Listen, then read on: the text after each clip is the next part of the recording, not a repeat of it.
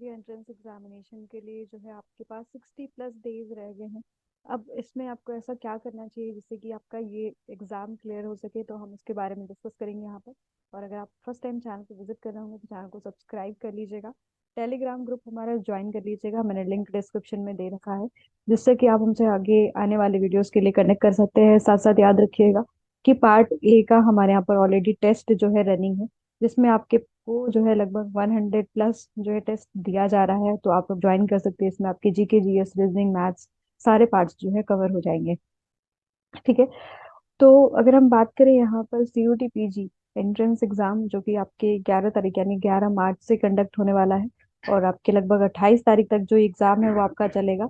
तो आपको याद रखना है कि आपको जब अपना सिलेबस देखे तो हर पार्ट को सिलेबस के पहले बात कोशिश करिएगी कवर करिएगा। ठीक है, स्पेशली पार्ट बी के सिलेबस को। ठीक है, पार्ट बी जो आपका है वो आपके सब्जेक्ट से रिलेटेड है, आप उसके सिलेबस को कवर कर लीजिएगा। पूरी तरीके से कोई पार्ट स्किप मत करिएगा। ठीक है, अभी भी आपके पास 60 दिन है, काफी अच्छा समय है आपके पास। याद रखिएगा कुछ जो है इस पे टेस्ट जो है देने की कोशिश करिएगा।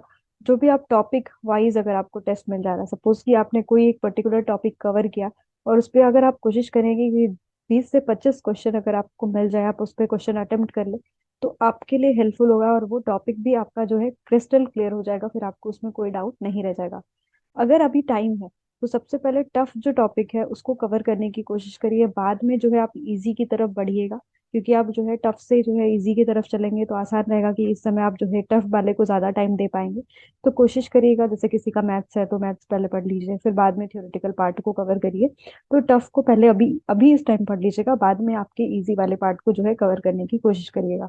ऑलरेडी मैं आपको रिकमेंड करते आई हूँ कि यूजीसी नेट का प्रीवियस ईयर पेपर, ठीक है, यूजीसी नेट का जो प्रीवियस ईयर पेपर है आप उसको सॉल्व करने की कोशिश करिए। ठीक है, आपके सिलेबस से जो भी मिल रहा हो टॉपिक, है ना, कोशिश करिए कि उसके उसको अटेम्प्ट करने की। ठीक है, जिससे कि आपका जो बेसिकली अटेम्प्ट है वो सही रहे, है ना। और अगर हम बात करें यूजीसी नेट, तो आपके लिए हो गया। अब आप देख रहे हैं कि सीयूटी पीजी के लिए बहुत सारी बुक्स भी आ रही हैं, तो आप उन बुक्स को भी परचेज कर सकते हैं, ऑनलाइन प्लेटफॉर्म्स पे अवेलेबल है। ठीक है, तो आप उन सब बुक्स को भी ले सकते हैं, उसमें भी क्वेश्चंस दिए गए हैं, है ना, उसको भी अटेम्प्ट करिएगा। एक चीज याद रखिएगी, जो एनटीए है जो एग्जाम कंडक्ट करवाती है, स्पेशली इसमें आपके स्टेटमेंट वाले क्वेश्चन, ठीक है, स्टेटमेंट और रीजन एंड असर्शन वाले क्वेश्चन बहुत ज्यादा देता है। ठीक है, रीजन और असर्शन वाले क्वेश्चन बहुत ज्यादा देता है, तो आप इसकी भी प्रैक्टिस कर सकते हैं। सेम वही आपके यूजीसी नेट के प्रीवियस ईयर पेपर से। ठीक है, आपको वहां पर आराम से जो है बहुत सारे क्वेश्चंस मिल जाएंगे, है ना, उससे अटेम्प्ट करेंगे तो आपको जो है एक हैबिट बनेगी। ठीक है, उसको सही आंसर करने की। ठीक है, तो जिस ये भी आपके लिए हेल्पफुल रहेगा। अगर हम बात करें पार्ट ए की, तो पार्ट ए में इंग्लिश अच्छे से कवर कर लीजिएगा, अगर आप अपना लैंग्वेज इंग्लिश को चूज कर रहे हैं। अगर आप हिंदी लेते हैं तो हिंदी में हिंदी ग्रामर को बढ़िया से पढ़ लीजिएगा। ठीक है, अगर हम बात करें, अगर आप जीके जीएस वाले पोर्शन की बात करें, तो बहुत सारे आप जो है वीडियोस को देख सकते हैं, अभी आप आने वाले अपकमिंग वीडियोस में भी हम जीके जी एन जीएस वाले पोर्शन को कवर करवाएंगे, तो ये भी आपके लिए मदद करेगा। पार्ट ए को स्किप मत करके जाइएगा, इसमें आप कम से कम आराम से जो है 10 से 15 क्वेश्चन सही कर सकते हैं, अगर आप कॉन्शियस एफर्ट ले। ठीक है, जैसे आप 10 तक की मैथ्स को सॉल्व कर सकते हैं। ठीक है, जो जो किसी में पूछता है, एसएससी लेवल का रीजनिंग जो है आपको पूछता है तो आप उसको भी सॉल्व कर सकते हैं। जीके जीएस आपके एसएससी लेवल का रहता है। ठीक है, तो आप उसको उसको उसके प्रीवियस ईयर पेपर को भी सॉल्व कर सकते हैं, अगर उससे रिलेटेड आपके पास बुक्स है लूसेंट की।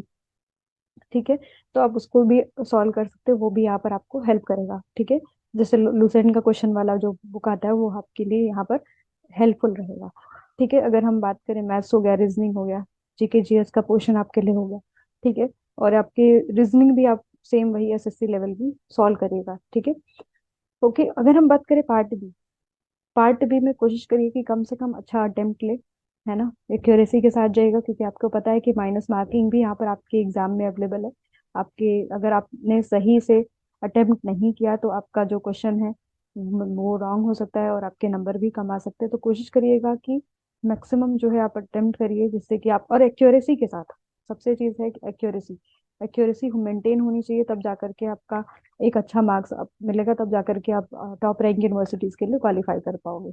अगर हम बात करें यहाँ पर जेएनयू, जेएनयू से पार्ट बी के स्कोर को कंसीडर करता है।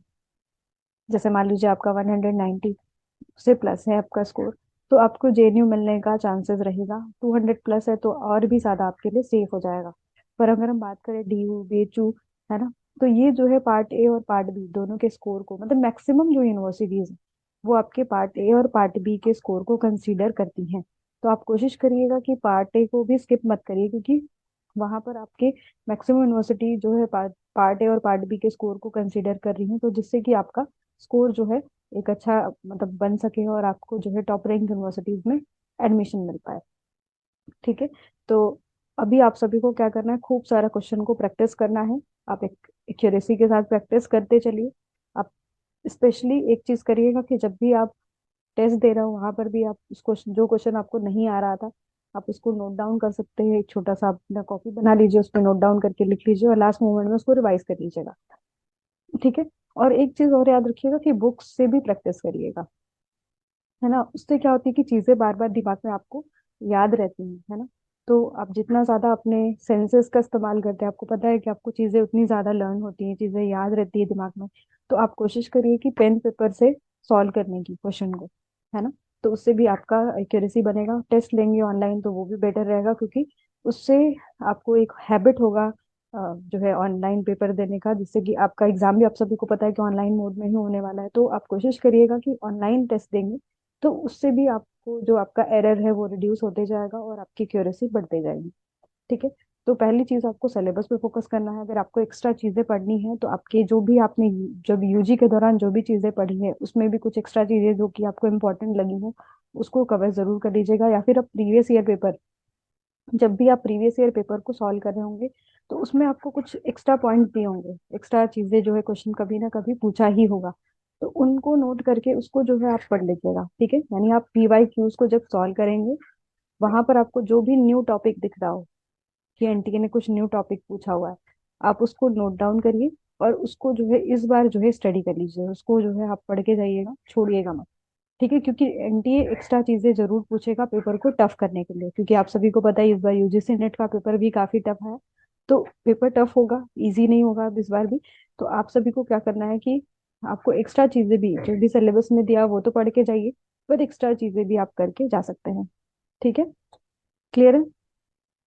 तो ये सारी चीजें आपको ध्यान रखनी है। टेलीग्राम ग्रुप हमारा जरूर ज्वाइन कर लीजिएगा, क्योंकि आप हमसे लगातार वहां पर जुड़ सकते हैं, क्योंकि आने वाले अपकमिंग वीडियोस में और भी मैं इंपॉर्टेंट कट ऑफ से रिलेटेड वीडियोस लेके आऊंगी। एक चीज याद रखिएगा कि ये चैनल आपको आपके काउंसलिंग में मदद करने वाला है, क्योंकि पिछले साल भी हमने काफी यूनिवर्सिटीज को कवर किया था कि कब कब जो है आपका रजिस्ट्रेशन, कब काउंसलिंग का फर्स्ट लिस्ट सेकेंड लिस्ट आती है, सारी चीजें हम आपको इसी चैनल पर बताते रहते हैं। तो जुड़े रहिएगा, stay tune with us, and जो है शेयर करिएगा इस वीडियो को अपने फ्रेंड्स के साथ और सब्सक्राइब करके रखिएगा। धन्यवाद।